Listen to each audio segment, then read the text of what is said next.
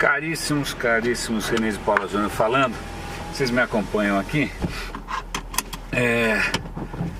A pauta de hoje, nesse episódio do Roda Avisa, onde pedestres e motoristas não foram ameaçados no transcurso da gravação, é a seguinte: não é um tema fácil, tá? Inclusive porque tem uma parte aí bastante pessoal nessa história, que é a seguinte: que preço que a gente paga por nunca peitar? Que preço que a gente paga por nunca confrontar?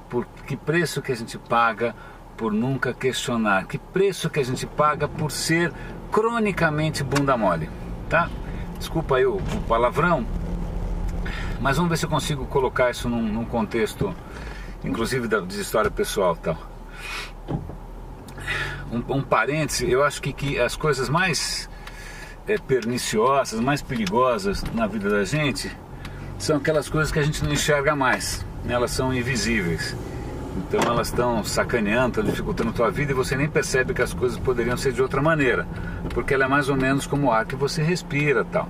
Então muitas coisas que tem a ver com a nossa cultura brasileira, né, a gente nem percebe mais. Eu mesmo só fui perceber algumas coisas da nossa brasilidade e tal, que eu nem consegui equacionar direito, a hora que eu, sei lá, morei fora um tempo, né? E, nossa, quase surtei. Aí que você percebe que eu estava sentindo falta de algumas coisas que aqui são como o ar que a gente respira, né? A gente nem, é que nem oxigênio, né? Você vai para um lugar que não é bem assim, é como se fosse um exercício de apneia. Então, se tem algum intuito aqui nesse desabafo, nessa reflexão, é justamente essa questão de, puxa, quantas coisas que a gente poderia estar fazendo diferente e não está, por uma questão cultural. Não que isso seja necessariamente um defeito, toda cultura tem lá suas próprias idiosincrasias e tal, mas simplesmente algumas têm um custo muito alto. Até que ponto a gente vai continuar perpetuando algumas bobagens, tal. Então vamos para dois exemplos interessantes. Eu me lembro que eu comecei a trabalhar uma época numa empresa gringa, e aí em várias ocasiões, acho que a primeira vez, acho que foi logo que eu comecei nessa história, eu fui viajar e era um encontro dos meus pares, né, do mundo todo no exterior. Tá bom, fomos para lá, tal, e aí tinha umas apresentações e tinha uns colegas apresentando os novos projetos, tal.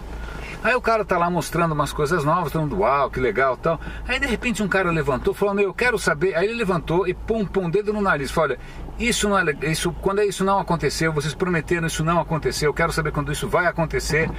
Eu falei: nossa, uau, né? Que mal-estar. Aí eu percebi que não tinha mal-estar nenhum, que fazia parte ali daquele ambiente, daquele grupo de pessoas, sobretudo daquela empresa, uma abertura para o questionamento, e não um questionamento destrutivo, mas era um questionamento justo, né? O cara está ali para apresentar um trabalho do qual todos dependem, então nada mais justo do que você ir lá e cobrar o que não foi entregue, né? Aí eu estranhei isso um pouquinho, e aí em outras ocasiões eu vi isso acontecer com serenidade, do tipo, sei lá, um colega seu vai apresentar o plano dele para o ano, blá blá blá, ele chama um monte de gente. Aí de repente um colega falou: fulano, eu acho que está faltando, não está claro ali, eu acho que você precisa trazer mais dados disso, daquilo, eu acho que você não vai conseguir tomar uma decisão em cima disso, daquilo, eu recomendo que você fale com fulano e beltrano. Aí eu já estava um pouco mais acostumado, você fala: pô, que legal, né? Que senão foi aquela coisa de todo mundo, Maria vai com as outras, ninguém, né, peita ninguém questiona ninguém. Então eu juro que eu acabei não só me acostumando, mas inclusive apreciando esse tipo de transparência, de abertura. O saco é quando você sai de um ambiente desses, né, e vai com essa mesma postura para um lugar ou para uma situação em que isso é pecado, né? Por exemplo, uma coisa que também é muito comum em sei lá, empresas gringas, é você fazer o que se chama de post-mortem. Post-mortem é o pós-morte, né? Sei lá, um projeto acabou, né? Sei lá, uma ação acabou. deu certo ou não deu certo? Vamos fazer uma avaliação depois que acabou para ver aonde que a gente errou, né? O que que a gente aprende com isso, né? Quais foram os erros, quais foram os acertos, o que que a gente não quer mais repetir, né?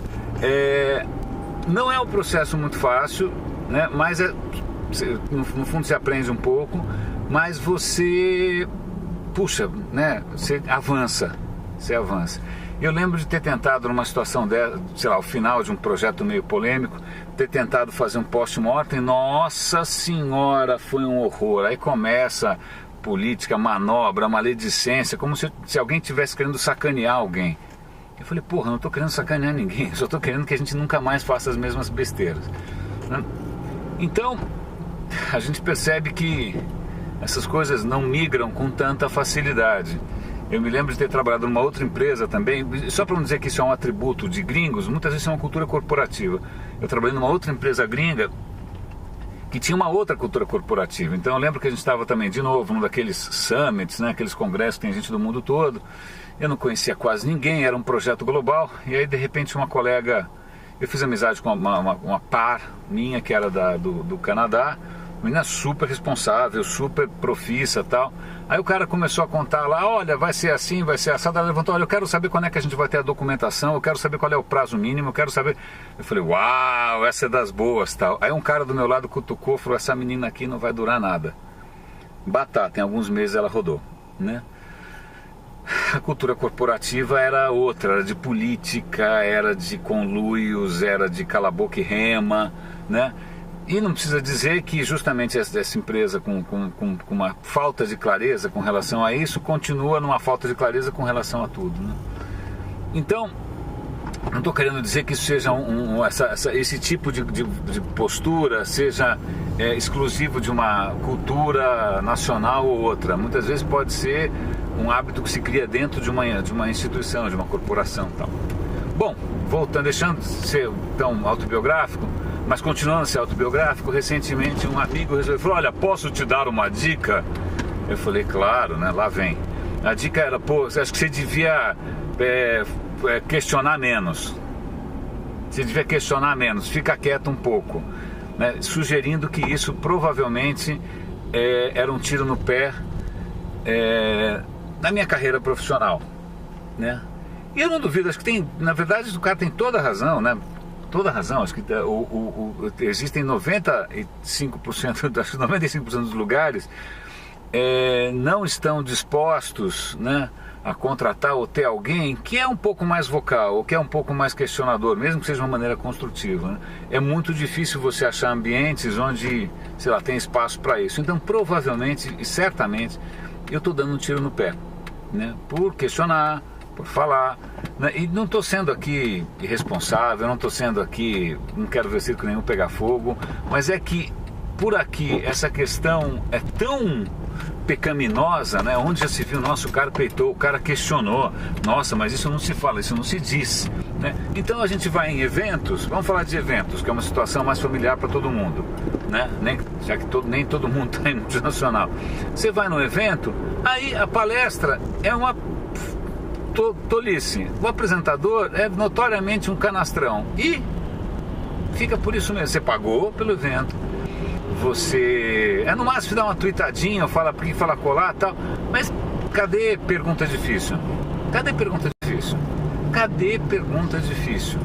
Né? Cadê questionar? Cadê eventualmente até cobrar, né? Poxa, eu paguei tanto por esse evento para ver, não quero mais ver isso de novo. Não, cadê? Não, todo mundo acha, ok, legal, tudo bem, é assim mesmo, né? E vai embora. A gente tem esse pudor, é engraçado, a gente é capaz de andar pelado, a gente é capaz de fazer coisas completamente chocantes para um gringo, mas a gente não é capaz de se colocar, a gente não é capaz de se articular, a gente não é capaz de questionar. Isso tem um preço, cara, isso tem um preço caro. Eu lembro que uma outra história curiosa, eu sou originalmente de televisão, né? Então eu tinha uns amigos que de televisão também, que acho que na década de 80, talvez, Angola, acho que estava passando por um processo de democratização, e aí eles chamaram muitos, ia ter uma eleição, E aí ninguém nunca tinha feito eleição, sei lá, na televisão lá. Eu estou contando a história de orelhada, tá? Posso estar sendo injusto. Mas aí eles chamaram vários profissionais brasileiros para dar uma força lá na eleição, né? Na verdade, parece que a gente acabou ajudando a eleger um crápula, um monstro, né? Pois é. Meu Deus do céu. Bom, eu sei que muita gente foi lá, tal. E aí tinha inúmeras histórias de amigos que foram trabalhar em Angola por um tempo, ganharam uma grana boa, tal. Mas eu lembro de uma delas, um amigo meu, cinegrafista, câmera, e aí ele queria ensinar lá os apresentadores, os repórteres a serem mais incisivos. Então ele mostrava lá o Jornal Nacional, mostrava, né, o jornalismo brasileiro, né, os repórteres, bababá, dava um monte de exemplo e tal. E aí o cara falava, entendi, tá bom. E aí o cara falou, então faz o seguinte, eu vou conseguir uma entrevista exclusiva com o político mais polêmico, mais, sei lá, possível imaginável aqui do país. Sei lá, pensa no Maluf, Sarney, qualquer um que você imaginar aí, Dilma, Lula, né? Vai ser a entrevista que você vai poder realmente expor o cara. Tá, tudo bem, tal, arruma tudo, bota o cara lá, tal. Abre a câmera. Pois não, senhor fulano de tal, eu fiquei sabendo que o senhor passou as férias em Aspen. Como foi? Ah, mas que maravilhoso, então quer dizer que o seu filho quebrou a perna, né? Aí o cara só ficou perguntando amenidades, tal. Aí acabou a entrevista, o cara foi embora, falando, você é louco? Pela primeira vez na história desse país, né? A gente consegue colocar você frente a frente com um político que, puxa, você tinha que expor, você tinha que perguntar. Falou, nossa, imagina onde já se viu. Não posso, o cara é meu amigo. Pronto. São essas pequenas coisas, né? E aí, para citar um exemplo da nossa área aqui, acho que tudo, na verdade, eu tinha que ter contado isso no começo.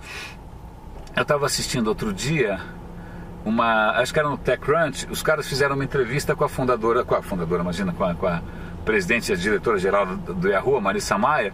Aí o cara chega para ela e fala assim, é um painel, ela sentadinha, ele pega um microfone e fala, Marissa, what the fuck com essa história do novo logo? Que porra é essa de logo novo? Cara, ele perguntou meio rindo, ela ficou numa saia justa, deu uma resposta institucional, aí ele continuou meio pegando no pé, meio sarcástico, ela estava super incomodada, deu uma resposta default, tudo bem, faz parte do papel dela.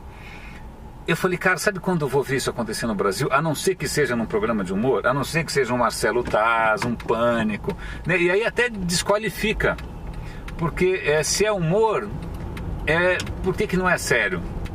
Né? Por que a gente não consegue fazer isso sem ser palhaçada, né? Sem ser fritar, sem ser expor, sem ser uma coisa meio sádica, né? Por que a gente não consegue fazer isso de uma maneira responsável, jornalística, tá? Quando é que a gente vai ver isso aqui? Eu acho que nunca, né? Tudo que a gente vê é assessoria de imprensa, perguntinha broxa, perguntinha pro cara daquela respostinha bem broxa, né? Que ninguém acredita, mas é o que ele vai dar, e o cara tá lá em cadeia nacional dando uma resposta broxa, né?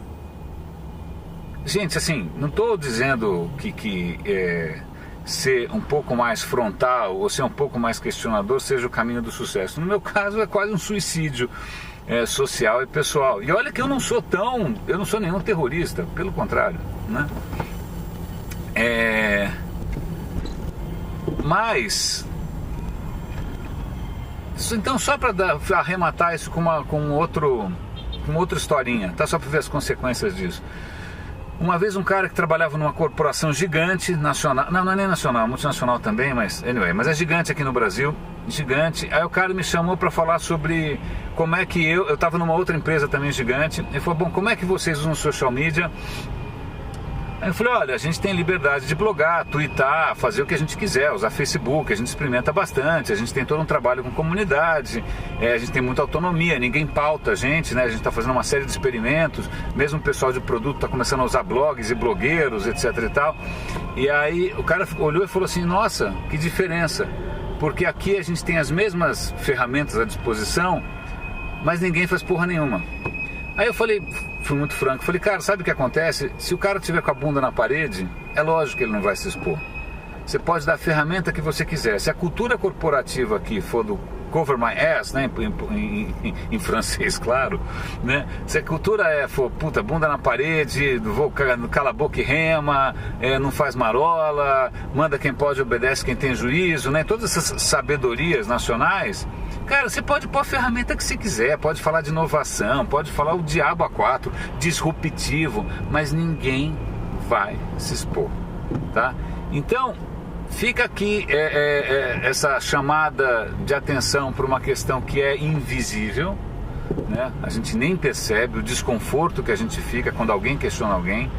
Eu lembro de uma vez uma conhecida minha, queridíssima, falou: eu não gosto do Heródoto Barbeiro. Eu falei: pô, por que? O cara é super bom. Não, porque ele questiona demais, ele coloca os entrevistados numa posição embaraçosa. Eu falei: porra, mas cara, se jornalismo não é isso, é o quê? Né? Jornalismo é jornalista é o cara que faz aquelas perguntas que o cara não gostaria de ouvir. É isso que é um jornalista, né? O resto, assessoria, sei lá, o resto é blá blá blá. E então, só para mostrar que essa não é uma questão neutra, essa é uma questão que afeta a sua capacidade de inovar, que afeta a capacidade do país de sair do lugar, tá? No meu caso pessoal, não garante emprego, né? Mas pelo menos eu durmo com a consciência tranquila de que eu acho que eu estou de alguma maneira colaborando para, sei lá, fazer alguma diferença nesse silêncio todo. Parece aquela música do Chico, né? Esse silêncio todo me atordoa, atordoado permaneço atento, né? Meus caros, René de Paula Júnior, vou parar aqui, grande abraço.